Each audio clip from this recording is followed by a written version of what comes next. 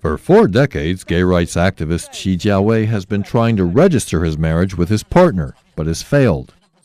He appealed to Taiwan's judicial yuan to assess whether the civil code's current ban on same-sex marriages is unconstitutional.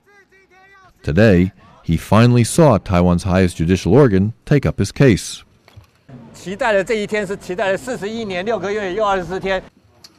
Friday's hearing was brought on by Qi and the Taipei city government. Both asked the court for clarity. The local government had been sued by gay couples who had tried to obtain marriage licenses in Taipei but failed. The hearing was the first ever held by the court to look at arguments for and against legalizing same-sex marriage. As the 14 justices met inside, protesters on both sides of the issue gathered outside. Those in favor say the current ban is unconstitutional because marriage laws specify people should have the freedom to choose who they want to marry.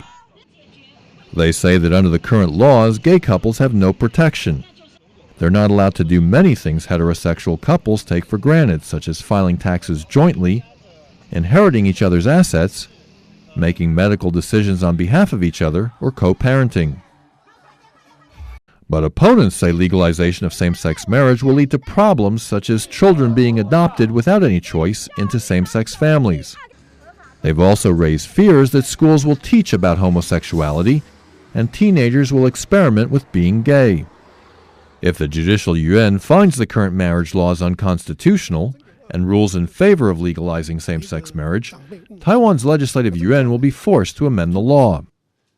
At the same time, lawmakers from the ruling and opposition parties last year introduced several bills to legalize same-sex marriage, which are being considered in the legislature. While most lawmakers had initially supported legalization, they've become hesitant in the face of protests by religious groups and some parents. Public support for legalization has also dropped from over 50% to less than half. Opponents of legalization have criticized the proceedings as unfair. Several of the justices are appointed by Taiwan's president, who supports legalization. They say such a big decision with significant impact on society shouldn't be decided by only a few judges, but rather by the people in a referendum. 民法是一个社会共识演进的一个过程。那么，所以其实民法怎么样的形成是反映风俗民情。婚姻家庭制度是民法当中相当重要的一个制度。制定这个制度的权利应该是在人民的身上，而不是少数的精英来决定。